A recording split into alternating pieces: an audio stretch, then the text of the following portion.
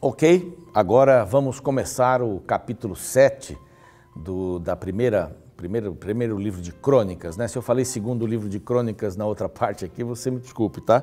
Saímos de Reis, entramos em Crônica, então às vezes a gente faz uma pequena confusão aqui.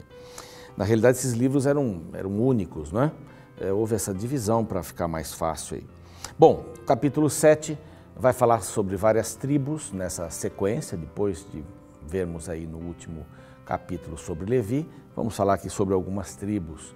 Mas antes quero mandar um abraço e um agradecimento a você que é Anjo da Esperança. Não é? É uma satisfação poder tê-lo como parceiro aqui da Rede Novo Tempo para a pregação do Evangelho em português e em espanhol para todo mundo, através do rádio, através da TV, através das mídias sociais e dos cursos bíblicos também. Somos muito gratos a você que nos apoia nesse sentido. Bom, vamos lá.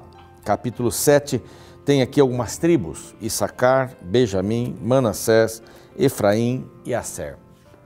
Essas tribos não voltaram ou não estavam mais presentes, né? Somente a tribo de Judá. A tribo de Simeão foi absorvida pela tribo de Judá, pelo território ali, porque eles ficavam bem no meio ali, né? Eles não tinham fronteira a não ser com o próprio Judá. E essas outras tribos, né, que estavam estabelecidas ali, na parte norte, especialmente, além do rio, a Transjordânica, né, na parte leste do Rio Jordão. Então, elas foram dissolvidas, mas algumas pessoas, algumas famílias foram, então, para ajudar. Eles estiveram participando, eles foram para ajudar. E além de mencionar aqui a linhagem destas pessoas, até chegar o momento que o autor vai querer novamente falar sobre Benjamim e introduzir a presença de Saul em dois momentos, né? Na guerra e quando ele morre, apenas para dar essa sequência, para também introduzir Davi, que é o personagem central desta primeira parte aqui do livro das Crônicas. Mas esses elementos aqui, essas tribos aqui, elas não existiam mais quando este livro, esta crônica foi escrita. O primeiro que aparece é Issacar. Issacar foi o quinto filho de Leia. Issacar, ele tem alguns personagens interessantes aqui, por exemplo, os filhos de Tola, que não tem acento no A, a gente fala Tola mesmo, né? Tem aqui uma lista de filhos, mas ele foi um juiz muito importante, durante 23 anos ele foi juiz. Então, alguns nomes aqui são conhecidos, né? A gente tem uma ideia de quem passou por aqui. Eles fizeram uma conspiração, não é, a tribo de Issacar contra Baasa no norte, e não tiveram um bom fim em tudo isso, né? Bom, esse Issacar, eu fiz um comentário, né, que Issacar sabia ou entendia, a tribo de Issacar entendia o que estava acontecendo para poder dizer para Israel o que deveria ser feito. Era um pessoal antenado, eles estavam olhando para todos os lados e alguma coisa que a gente tem que aprender com eles também, né? Está sempre antenado, está sempre buscando entender um pouquinho essa questão. Eram 87 mil pessoas, isso daqui também está lá confirmado em Samuel. Bom, os descendentes de Benjamim. Benjamim foi o último filho de Jacó, filho com a mulher amada, não é? Era irmão de José, e a gente se lembra de quando ele se encontrou com o irmão, né? José já era o segundo homem no Egito e ele pede para que os irmãos trouxessem o irmão mais novo para comprovar que eles estavam falando a verdade. Ele testou os seus irmãos ali, ele queria ver o seu irmão menor, né? E foi até uma situação ruim com o pai não queria deixar. Jacó disse: não, mas eu já perdi um, agora vou perder o outro também. Mal sabia Jacó que Deus estava conduzindo todo o caminho do seu filho José, e é uma das histórias lindas da palavra de Deus. E Benjamim aparece aqui e vai aparecer também no capítulo 8. O capítulo 8 é só a tribo de Benjamim, inclusive para dar a introdução para Saul, né, como acabei mencionando aqui. Menciona aqui todas as pessoas, né? todo Israel lutou contra Benjamim e praticamente a tribo de Benjamim foi destruída. Eles não eram fáceis, não. E um personagem bastante forte aqui, o que eu já mencionei, Saul, né? Saul, depois a gente vai falar um pouquinho mais sobre ele. Aí aparece Manassés agora.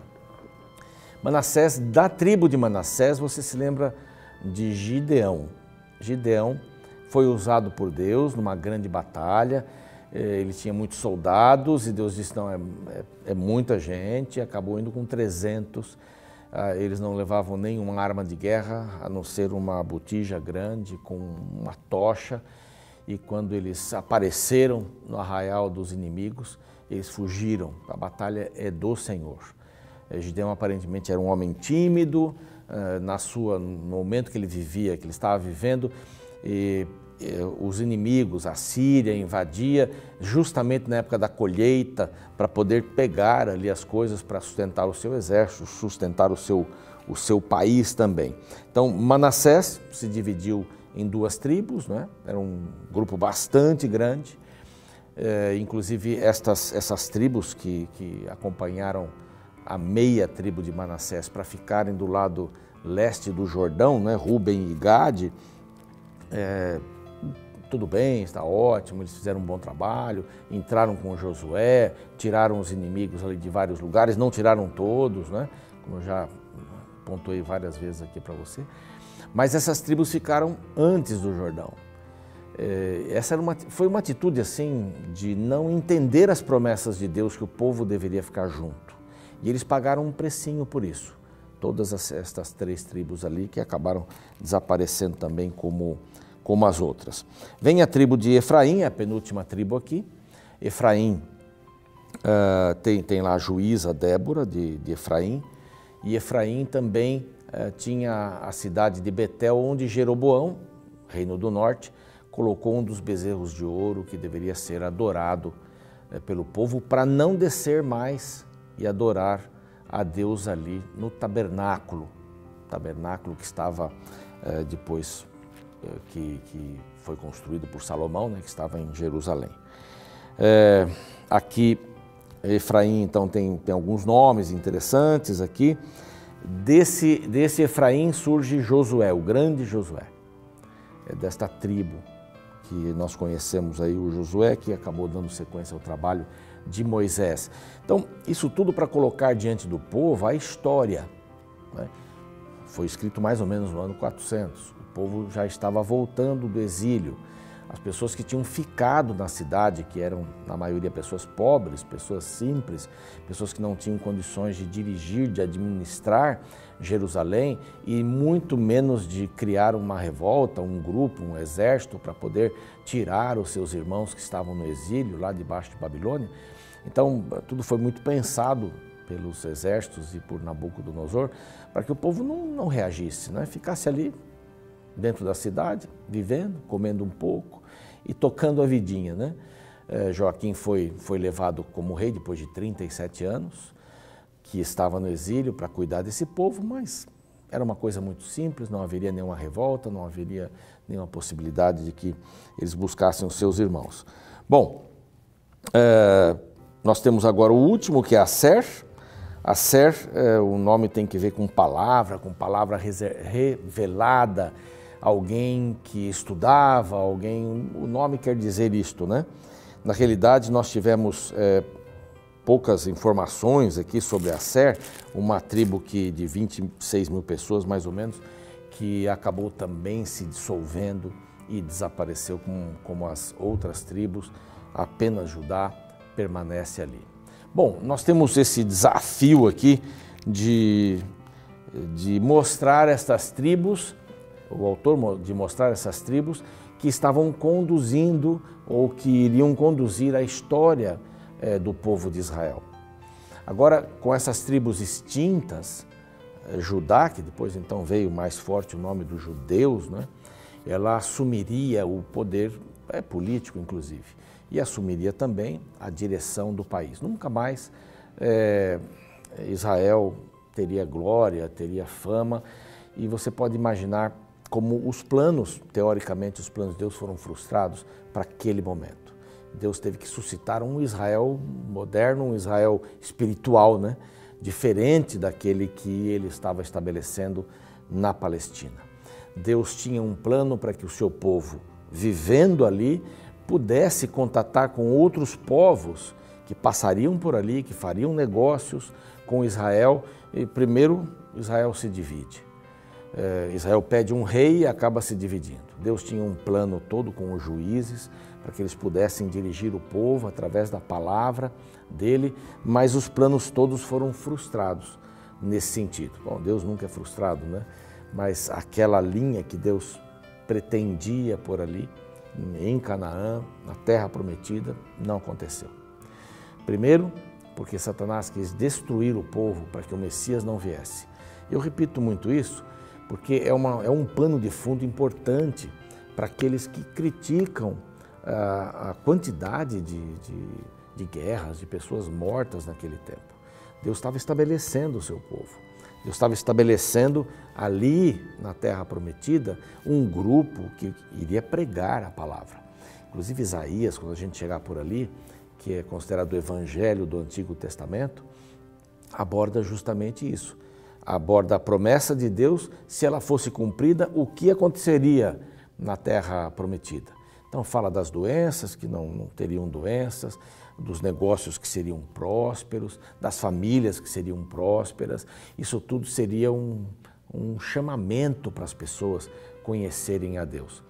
Toda vez que você e eu cumprimos as palavras de Deus, andamos com Deus, toda vez que você e eu somos Jesus para as pessoas, o que impressiona o coração das pessoas que entram em contato conosco é o que Deus pode fazer pelas vidas. Quando eu tenho lá na minha igreja pessoas que bebiam, fumavam, e tenho testemunhos maravilhosos, a bebida estava acabando com a vida, acabando com a família, de repente o Evangelho entra através de um amigo, através de alguém, através da TV, através do rádio, de um folheto, de uma Bíblia, e quando o Evangelho entra, ele transforma a vida dessa pessoa. Esse é um testemunho maravilhoso, porque há outros seres humanos, há outras pessoas que estão envolvidas também com álcool, fumo, drogas ilícitas, né? E com as drogas ilícitas também, que é aí uma lista muito grande. Mas quando a gente percebe a transformação de alguém, isso chama atenção, isso é um forte argumento para o reino de Deus. O que Deus queria com o povo de Israel era exatamente isso. E você imagina, de 12 tribos, uma tribo só acaba sobrando, em circunstâncias bastante ruins, porque eles se afastaram tanto de Deus, e alguns das outras tribos desceram para conviver com eles, já faziam isso antes, porque não concordavam com aqueles reis que afastavam o povo de Deus, eles queriam estar próximos de Deus, então desciam. Mas os reis também do sul acabaram fazendo coisas horríveis em relação à adoração de Deus. Então Deus sempre tem um povo, Deus sempre tem gente pregando a palavra. Mas imagine uma nação toda dessas, uma nação como Deus pretendia, fazendo esta propagação, testemunho da vida das pessoas transformadas, a agricultura funcionava, tudo funcionava, a cada 7 anos eles deixavam a terra descansar, a cada 7º dia descansavam. Isso era um argumento forte para mostrar o amor de Deus. Você e eu estamos sendo convidados por Deus para fazermos parte deste grupo de pessoas que vai substituir Israel, agora é o Israel espiritual. Nós fomos enxertados na videira para que as pessoas conheçam quem é Deus. Deus tem, às vezes, só você como a Bíblia que as pessoas irão ler. Há pessoas que não vão pegar este livro aqui, mas elas poderão ver na sua vida a transformação. Um lar onde há filhos que se gostam, né? Há pais que educam da maneira certa, há cônjuges que vivem bem com todas as dificuldades e tudo mais que a gente tem aqui, mas superam os problemas. Nós não podemos pregar um tipo de evangelho assim, você não vai ter problemas, você vai ter dinheiro, não podemos pregar isso. Nós temos que pregar um evangelho que há paz em meio à tempestade. Você pode viver essa paz que Cristo dá. Então, essas são algumas das lições que a gente pode tirar do povo de Israel, esse povo que agora desaparece, Benjamim é apresentado no próximo capítulo, de novo com os nomes, mas para chegar até Saul e acabar contando a história de Saul, no capítulo 10, 9, 10, contando essa história, a história terrível e como termina a vida de Saul, para introduzir Davi, que é o renovo. O povo precisava lembrar dessa história, o povo precisava ter isso em mente, assim como nós precisamos também ter em mente as grandes histórias da Bíblia, como Deus tem conduzido. Deus quer conduzir sua vida agora. Permita que Ele conduza a sua vida, permita que Ele dirija os seus passos. Então busque esse livro maravilhoso. E todos os dias nós estamos aqui para discutir mais um capítulo, para tirar algumas lições e para mostrar Jesus através dessas lições. Vamos orar? Pai querido, que a Tua bênção, a Tua misericórdia possam estar em nosso coração e que possamos, baseados nesta palavra que fala do Teu povo no passado, aprender as lições, olhar para cima e seguirmos firmes, olharmos para cima e seguirmos firmes na Tua direção. Dá a bênção que precisamos hoje, em nome de Jesus. Amém.